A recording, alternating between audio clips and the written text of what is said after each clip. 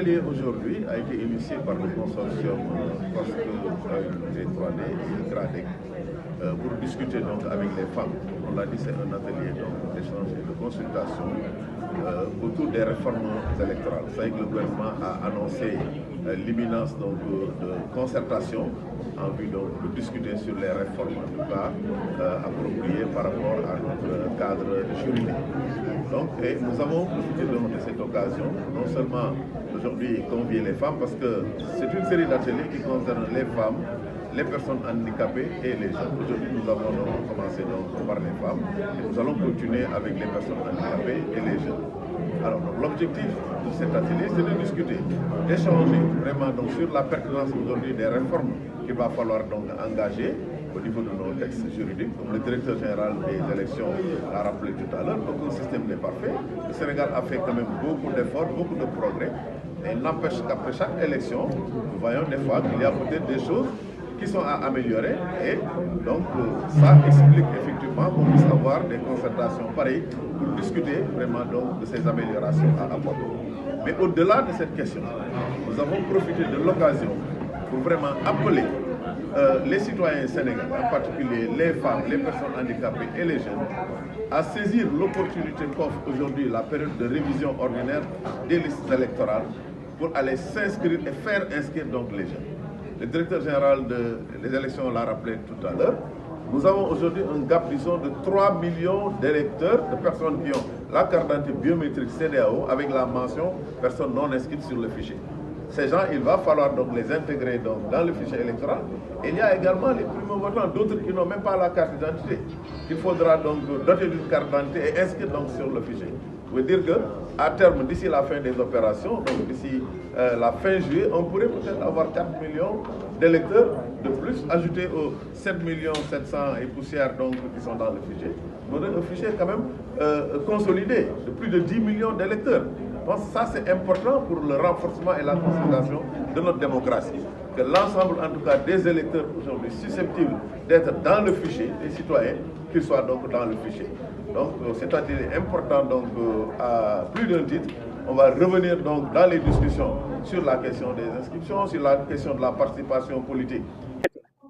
Moi je pense que daje saytu la ndax xëy na yow ñu sax pour jàng parce que ku ne am nga xam-xam loo xam ci wàll bi nga yëngu man ci yëngu question paix et sécurité laay yëngu mais sooy yëngu ci question yooyu aussi da ngay aborder participation des femmes droit des femmes te soo nee participation ak autonomisation fokk nga di participation politique loolu lu am solo donc tey ñu woo ñu daje fi pour waxtaan dafa am solo mais waxtaan wi aussi dañuy seet naka la ñuy mën a def suñuy def ay réformes pour xam nu ma koy tuddee ci wolof sax jël ay décisions yoo xam ni dina tax jigéen ñi seen liggéey ci politique seen taxawaay ci politique gën a dëgër gën a jëm kanam pour def loolu ñun dañu war daje ensemble xam nga parce que ñu def boole organisation yu bari ñuy liggéey ci affaire élection ñun je pense que loolu aussi daf ñu manqué su organisation yi fi nekk yu bari nañu ñu mën daje c'est vrai que COSEF ngi fi loolu mooy liggéeyam c'est vrai que kuréel bi saytu parité ngi fi c'est vrai que yeneen organes yi naan ëpp jàmm yu bees ñu ngi fi mais ñooñu ñëpp di yëngu tey jii suñu daje woon dafa ñuy gën a jox doole gën ñu jox doole pour yokk suñu taxawaay gën ñu jox doole pour suñu kàddu mën a dem ca kanam gën ñu jox doole pour instance yi ngay wax ñu ngi jëm ci élection locale yi pour que ñu mën ci am place bu doy mën a toog xëy na peut-être dina jafe sax ci njëlbeen bi nii rek ñu wax ci affaire parité mais suñ ci liggéeyee davantage xëy na suñu génération yi topp ci ñun dinañu gën a marqué ni jigéen ñi am nañu taxawaay ci diwaan yi ñu nekk di fa yëngu ci politique. xam nga il faut remarquer aussi que y a des progrès parce que élection yi passé muy locales yi passé ak législative gis nga jigéen ñi surtout ndaw ñi barewuñu mais seen taxawaay ñu ngi fiy taxaw ñu ngi xeex nekk maire nekk député nekk ay xale yu tuuti di am ak ñeme wax seen kàddu ca kaw te loolu bu njëkk amul woon donc daal soppi yooyu laa yaakaar na suñ ko defee dina gën a mën taxawal jigéen ñi ci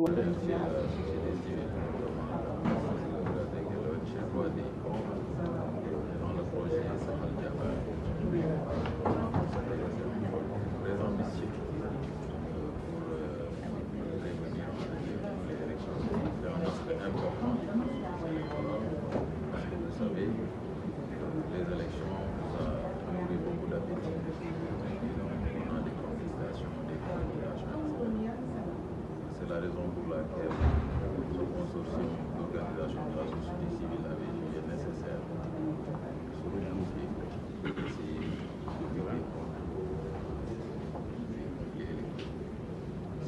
Aujourd'hui, ils ont décidé de parler des femmes, des jeunes et des personnes handicapées. C'est des acteurs importants du processus électoral. Ici, on prend l'exemple des femmes parce que l'atelier d'aujourd'hui concerne ce volet. La participation des femmes, elle est importante parce que les femmes représentent quand même une force dans le cadre des élections. Et nous avons quand même salué la participation massive des femmes aujourd'hui dans le cadre de cet atelier. Rappeler également que la société civile est dans son rôle de prévention, rôle de sensibilisation. Effectivement, on est dans la période de révision ordinaire des listes électorales qui demande beaucoup de sensibilisation. Nous, au niveau de la Direction générale des élections, on a commencé ce volet sensibilisation. On a fait une conférence de presse avec les journalistes et les professionnels des médias. Hier, on avait fait une randonnée pédestre, invité les acteurs politiques, la société civile, le Conseil constitutionnel, le Sénat, le Cour d'appel et entre autres acteurs du processus électoral, une façon de sensibiliser les populations, les citoyens.